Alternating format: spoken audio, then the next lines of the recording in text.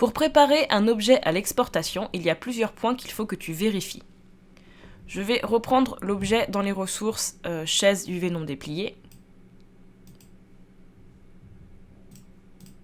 La première chose que je fais lorsque j'ai mon objet modélisé, c'est tout d'abord venir poser des shaders sur les surfaces. Donc ça se passe dans le Material Editor sur 3ds Max. Je vais venir créer deux standards. Mettons que ma chaise ait de la paille sur l'assise et que le reste soit en bois.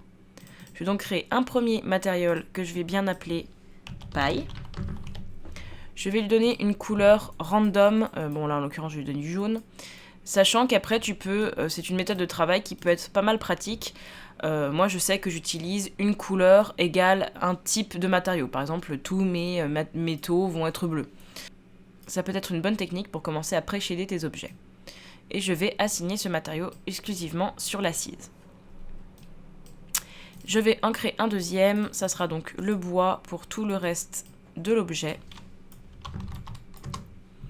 qui sera cette fois-ci rouge. Donc je vais tout prendre sauf l'assise. J'ai donc pré-shadé mon objet et ça va être quelque chose d'assez utile parce que les boules de shader que je viens de créer, que je viens de nommer, vont me suivre immédiatement à l'import sous Unity. Donc je vais déjà avoir des shaders assignés, je n'aurai plus qu'à les changer une fois en jeu. Ça me fait un énorme gain de temps. Par exemple, si j'avais eu une très grande scène, si j'avais eu par exemple du bois, le même bois sur plusieurs objets, avec cette technique, je n'ai qu'à changer une seule boule de shader pour changer les shaders de toute une scène. Donc c'est vraiment un très gros gain de temps. La deuxième chose que je vais faire, bien sûr, c'est combiner les objets qui vont ensemble. Donc, sous 3ds Max, ça s'appelle attache.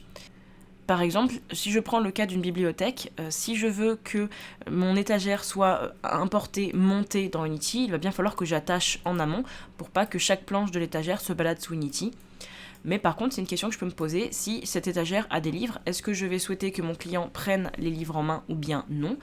Si je souhaite qu'il ne puisse pas du tout les prendre en main, je vais tout combiner en amont sous 3ds Max ou Maya. Une fois que j'ai tout combiné, il va falloir que je règle mon point de pivot. C'est vraiment très important parce que même si Unity vous permet de le mettre ensuite soit là où vous l'avez décidé, soit au centre, c'est quand même bien d'en avoir un déjà préfet pour nous faciliter le travail. Moi j'aime bien le mettre en bas à droite ou en bas à gauche de mes objets, tout simplement parce que si je souhaite les dupliquer de façon modulaire, je vais pouvoir le faire assez facilement en fait. Et je vais voir tout de suite, si c'est un pan de mur, j'aurai carrément une cloison déjà faite. Donc ça, c'est assez pratique. Bien sûr, après tout ça, il faut évidemment que je fasse mes UV et mes light maps. Si je n'ai pas le temps, je ne peux faire que mes UV, mais c'est vraiment quelque chose qu'il ne faudra pas oublier de faire. De retour sur Unity, j'ai donc ma chaise qui a ces deux boules de shader qui l'ont suivi et qui sont déjà nommées. Donc ça va être vraiment plus simple pour moi de venir tout simplement retexturer ma chaise. Là, votre chaise ou votre objet est parfaitement prêt à l'exportation.